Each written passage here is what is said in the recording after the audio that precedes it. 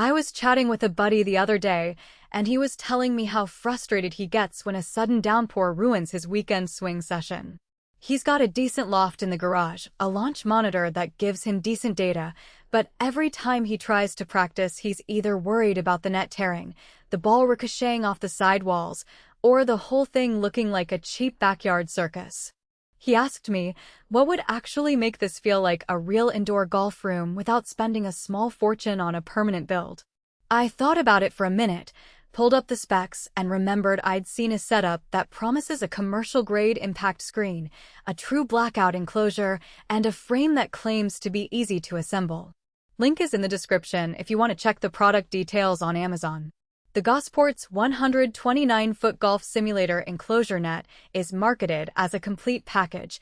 You get the frame, the HD impact screen, the netting, and the hardware you need to get it up in a day. At first glance, that sounds perfect for anyone who wants to turn a spare room, a garage, or even a large basement into a swing-friendly zone.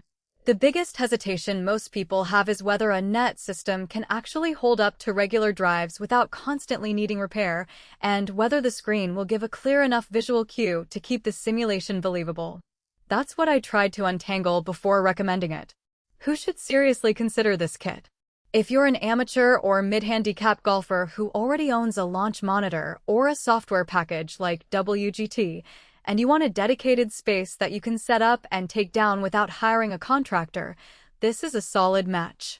It's also a good fit for a family that wants to share the space.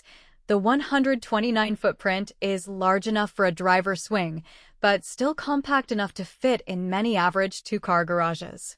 On the flip side, if you're looking for a professional-grade simulation room that can handle clubhead speeds over 120 miles per hour, or you need a permanent, sound-deadened enclosure that meets commercial studio standards, you'll probably outgrow this in a few years. Also, if you live in a tiny apartment with a ceiling lower than 8 feet, the height will be a deal-breaker regardless of how easy the assembly is. The first thing I noticed when I walked through the packaging was the frame's design.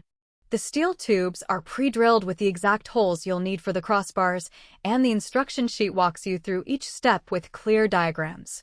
Easy installation isn't just marketing fluff. The whole thing came together in roughly 3 hours with a basic set of tools, a screwdriver, and a rubber mallet. The real kicker is how the frame locks into place with a series of quick-release pins. That means if you ever need to move the enclosure for holiday storage, you can disassemble it without needing a wrench set or a friend to hold the pieces for you. Now, let's talk about the impact screen. It's labeled as a commercial-grade heavy-duty screen, and it does feel more robust than the thin vinyl you see in lower-priced kits. When I hit a ball with a 6-iron, the screen absorbed the impact without any noticeable bounce or tearing. The minimized rebounding feature lives up to its claim. The ball doesn't ricochet back toward the net in a way that would mess up your swing rhythm.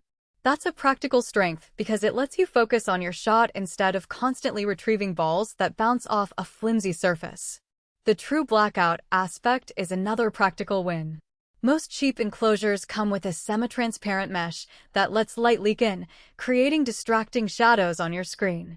With this kit, the outer fabric is fully opaque, which means you can turn on a single LED panel or use the lighting that comes with many simulation software packages and still see a crisp, uniform image.